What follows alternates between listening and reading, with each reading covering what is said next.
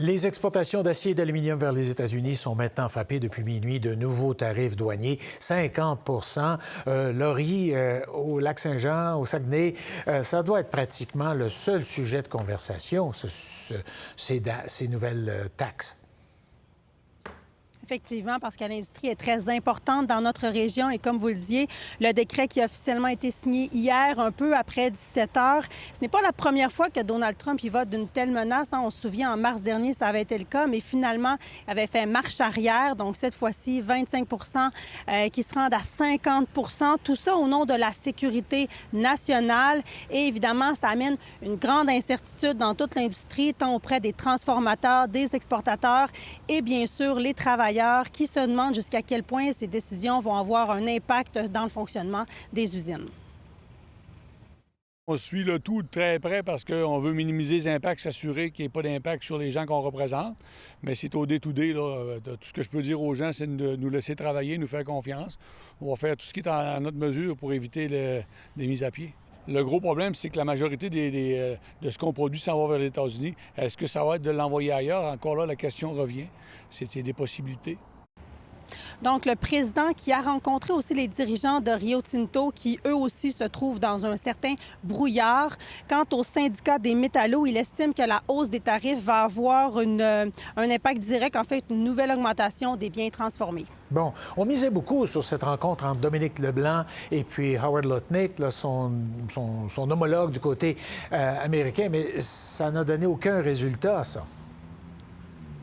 Oui, c'est surprenant hein, parce que Dominique Leblanc, au sortir de cette rencontre, a affiché un certain optimisme, disait que la rencontre avait été positive et disait juste que, en fait, à chacune de leurs rencontres, disait que le secrétaire américain et lui approfondissaient leur compréhension mutuelle et qu'il était confiant pour la suite. On peut l'écouter.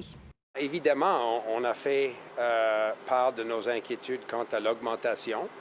Les tarifs à 25 sont, d'après nous, inacceptables. On a expliqué comment les augmenter d'un autre 25 sera très difficile pour l'économie du Canada et des États-Unis. Et ça demeure un sujet de conversation. Moi, j'ai tout à fait l'intention de continuer de travailler jusqu'à ce qu'on arrive évidemment à zéro tarif, pas simplement sur l'acier et l'aluminium, sur les automobiles et sur les tarifs frontaliers. Donc, on va continuer de suivre ce dossier de près, aller tenter de chercher d'autres réactions, notamment les syndicats et les organisations en lien avec l'aluminium dans la région. Merci. Véronique Proulx, présidente directrice générale de la Fédération des chambres de commerce du Québec, est maintenant en ligne. Bon, Madame Proulx, vous êtes une spécialiste aussi des importations, exportations. Dans une autre vie, vous avez déjà représenté ce secteur-là. On est dans un brouillon, dans un tourbillon. Je ne sais pas dans quoi on se retrouve, mais comment on va sortir de tout ça à 50 de tarifs douaniers? Bien, écoutez, vous l'avez bien dit, on est dans une situation qui est très chaotique, une crise sans précédent depuis le mois de janvier. Puis là, ça se poursuit. On avait l'impression qu'on avait un petit répit, mais ça se poursuit.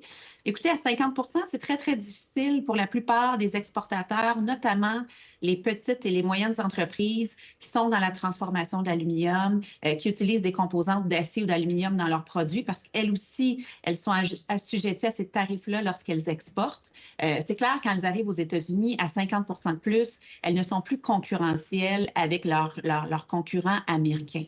Alors, pour plusieurs, dès aujourd'hui, c'est des pertes de contrats en cours, c'est des pertes de contrats à venir. Puis on le voit que le secteur manufacturier, il y a un ralentissement important depuis le début de l'année. Donc, c'est excessivement difficile pour ces entreprises-là.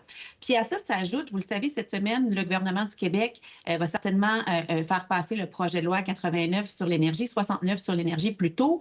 Donc, non seulement on a des défis aux États-Unis, mais en plus, notre propre gouvernement va venir augmenter nos tarifs d'électricité qui sont une composante importante au sein des entreprises. Donc, c'est une situation nos entreprises sont vraiment sous pression et malheureusement, il n'y a pas beaucoup de portes de sortie intéressantes pour elles en court terme. Bien, c'est ce que j'allais vous dire, mais vous m'ouvrez la porte là, sur ce projet de loi. Ça veut dire des hausses possibles d'électricité aux grands consommateurs.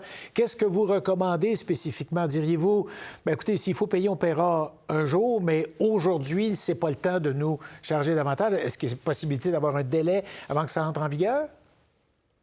Bien, absolument. Puis nous, c'est ce qu'on demande depuis le mois de janvier. Quand les tarifs ont été annoncés, on a dit au gouvernement du Québec, les tarifs d'électricité, c'est un levier de compétitivité. Concrètement, ce que ça veut dire, c'est que le fait que les tarifs soient plus bas qu'ailleurs dans le monde, ça nous permet d'attirer et de retenir des entreprises au Québec. Et c'est un des seuls leviers de compétitivité auxquels on a accès. Donc, pour nous, c'est un non-sens. Les entreprises ne comprennent pas pourquoi la ministre Fréchette, le premier ministre Legault vont de l'avant avec des tarifs qui pourraient augmenter. Nous, on leur demande de geler ça, de geler les tarifs, le temps qu'on passe au travers de cette crise-là.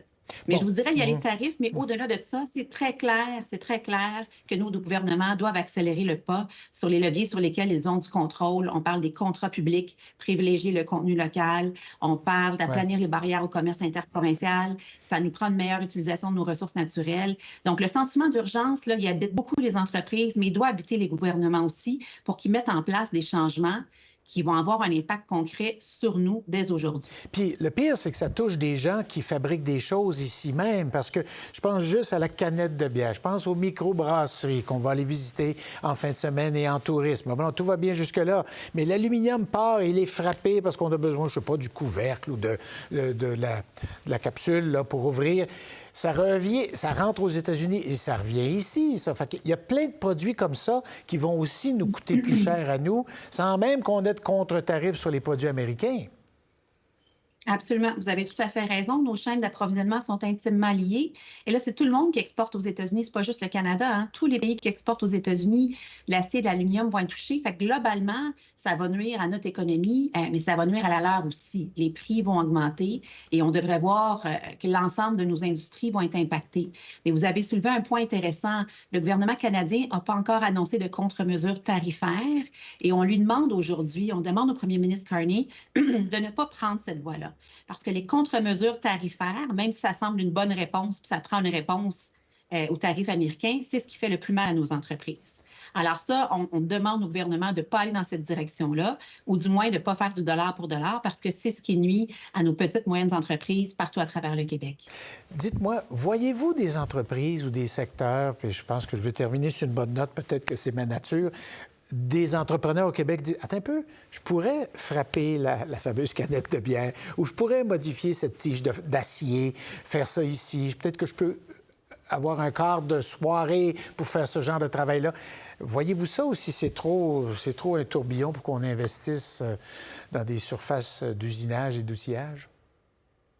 Je vous dirais qu'on voit certaines initiatives. En fait, ce qu'on voit, là, comme on l'a vu au niveau de l'achat local, les gens qui vont à l'épicerie, qui regardent les étiquettes pour ne pas acheter américain, on le sent chez les entreprises aussi de revoir leur chaîne d'approvisionnement, de voir s'il y a d'autres alternatives au niveau de l'approvisionnement en composantes en matières premières.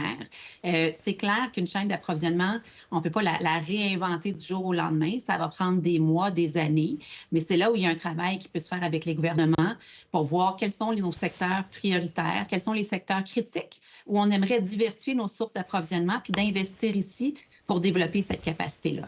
Donc là, on le voit à la pièce chez certaines entreprises. Fait que oui, dans toutes les crises, il y a des opportunités. Puis en fait, mon message, c'est que les entreprises sont prêtes à les saisir, mais il faut que nos gouvernements soient à nos côtés puis qu'ils accélèrent le pas pour qu'on puisse réduire cette dépendance-là envers les Américains puis éviter de se retrouver là à nouveau dans les prochains mois, prochaines années. Bien, on ne vit pas dans une période facile. Il faut se serrer les coudes et pas à peu près. Je pense qu'on n'a jamais eu autant. On a vécu la pandémie. Je vais vous dire que ça, à mon avis, on n'est pas loin de vivre quelque chose d'aussi turbulent, même si notre santé n'a pas besoin de décoper. Madame Proulx, merci beaucoup d'avoir été disponible. À la prochaine. Merci à vous. Une bonne journée. Pour voir nos émissions en entier, rendez-vous sur la chaîne Ici RDI.